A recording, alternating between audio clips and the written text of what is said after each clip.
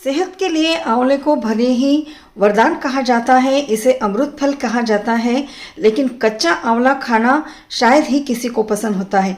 But इस तरह से अगर मीठी वाली एकदम सॉफ्ट इसकी कैंडी बनाई जाए तो बच्चों से लेकर बड़ों तक सभी इसे पसंद करते हैं। तो चलिए आज हम बनाएंगे बिल्कुल आसान तरीके से आंवले की मीठी कैंडी। इस कैंडी को बनाने के लिए मैंने यहाँ पर लिए हैं आंवले, जिसे पहले अच्छे से वॉश कर लिया है। देन एक कढ़ाई में पानी डालकर मैं इसे कुक होने के लिए डाल रही हूँ। तो जब तक के आंवले अच्छे से सॉफ्ट ना हो जाए तब तक हमें आंवलों को कुक करना है। तो इसके ऊपर रख देंगे लीड, और जब ये अच्छे से सॉफ्ट हो जाए, करीबन 10-12 मिनट लग जाएंगे इसे सॉफ्ट होने में। तो बस अब हमें क्या करना है, आंवलों को निकाल लेना है एक थाली के अंदर। सभी आंवलों को निकाल लेंगे और इसे थोड़ा सा ठंडा होने देंगे। आप चाहें तो आंवलों को स्टीम कुक भी कर सकते हैं, लेकिन मैंने इस तरह से पानी में बॉईल किए हैं। और ये जो पानी है ना, इसे बिल्कुल भी फेंकना नहीं है। इसे आप बाल धोने के लिए यूज़ कर सकते हैं क्योंकि इसमें काफ़ी सारे न्यूट्रिशंस होते हैं। चलिए आंवलों को अब ठंडा कर लेंगे। जितने आंवलों की आपको कैंडी बनानी है उतने आंवलों को इस तरह से उसके जो सीड्स है ना उसे रिमूव कर देना है, और इसकी कलियां इस तरह से अलग अलग करनी है।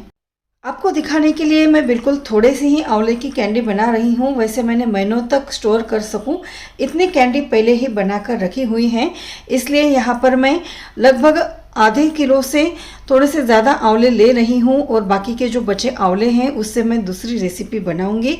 इसलिए मैंने ज़्यादा आंवलों को कुक करके लिया है, बॉईल करके लिया है। चलिए इस तरह से डिसिल्ट करने के बाद और इसकी कलियां अलग करने के बाद अब नेक्स्ट हमें क्या करना है, सभी आंवलों को डाल देना है किसी कांच के या फिर इस तरह से चीनी मिट्टी के बर्तन में या प्लास्टिक के बर्तन में। तो इसके लिए बिल्कुल भी स्टील या किसी एल्यूमिनियम या फिर कोई भी धातु का बर्तन यूज़ नहीं करना है। और बस अब इसके ऊपर डाल देते हैं चीनी। तो जितने आंवले लिए थे मैंने उससे थोड़ी सी कम चीनी मैंने इसमें डाल दी है, और अब इसे रख देते हैं एक रात के लिए। चीनी को इसके ऊपर बस थोड़ा सा फैला कर ही रखेंगे और ज़्यादा कुछ करने की ज़रूरत नहीं है। नेक्स्ट डे आप देख पाएंगे कि चीनी ने पूरा पानी छोड़ दिया है। तो अब फिर से हमें इसी तरह से 2 दिन तक इसे छोड़ना है, मतलब टोटली 3 दिन तक अब हमें इस चीनी के पानी में आंवलों के इन टुकड़ों को पड़े रहने देना है। और चौथे दिन बाद आप देख पाएंगे कि ये जो पानी है ना, मतलब चीनी जो है ना, बिल्कुल आंवलों में इसकी जो मिठास है वो भर जाएगी। और बस अब एक छलनी के ऊपर आंवलों को निकाल लेते हैं। आंवला कैंडी बनाने के लिए ना तो ज़्यादा इंग्रेडिएंट की ज़रूरत है ना ज़्यादा मेहनत की, बस थोड़ी पेशेंस चाहिए। 3 दिनों का 4 दिनों का इंतज़ार करना है। अब जब पूरा जो सिरप है वो नीचे आ जाएगा तब हमें क्या करना है, आंवलों के इन टुकड़ों को एक थाली में फैला कर रखना है। और नीचे जो सिरप है उसे भी फेंकिएगा मत, इसका आप शरबत बनाने के लिए यूज़ कर सकते हैं। चलिए अब आंवलों के ये जो टुकड़े हैं ना, इसे हमें थाली में फैलाकर 1 से 2 दिनों की धूप में रखना है। इसे बिल्कुल हार्ड होने तक नहीं सुखाइएगा, हमें इसका मॉइस्चर ख़त्म होना है। अगर कड़ी धूप है तो 1 ही दिन के अंदर आपकी जो आंवला कैंडी है बिल्कुल रेडी हो जाएगी। अब देखिए हमारे यहाँ अच्छी खासी धूप आती है, इसलिए 1 ही दिन के अंदर कैंडी जो है बिल्कुल रेडी हो गई है। अब क्या करेंगे, इसे पहले जो थाली में चिपक गई है तो इसे अलग अलग कर लेते हैं, और फिर से एक बर्तन में इसमें निकाल लेती हूँ।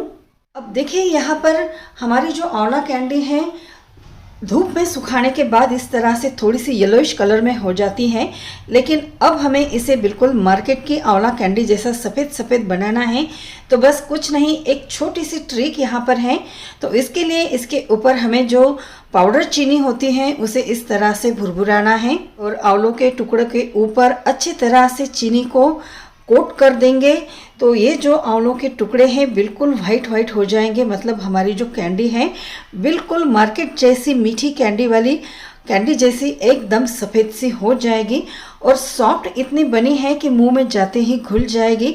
तो बस इसे सुखाते समय ध्यान रखिएगा, बहुत ज़्यादा हार्ड होने तक हमें इसे सुखाना नहीं है। और बस अब आप इसे महीनों तक या नेक्स्ट आंवलों के सीज़न तक इसे स्टोर करके रख सकते हैं। तो इसे ज़रूर ट्राई करिएगा।